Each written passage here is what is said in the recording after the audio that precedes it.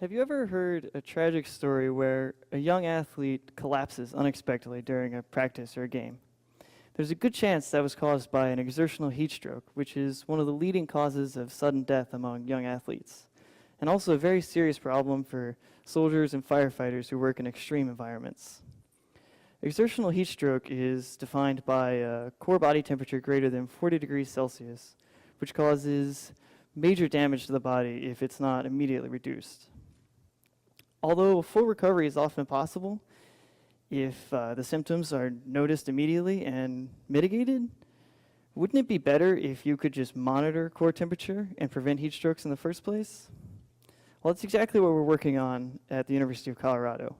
Something wireless and unobtrusive that you can just wear on your chest like a heart rate monitor.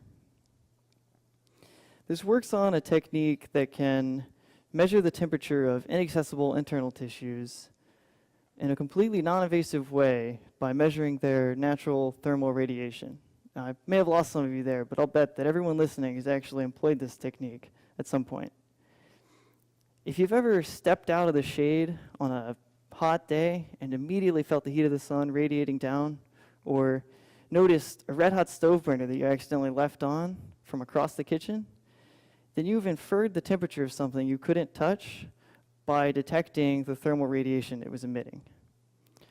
Our system does the same thing, but with a sensitive electronic receiver that operates at a much lower frequency, where radiation from internal core tissues is detectable with a near-field antenna placed outside the body.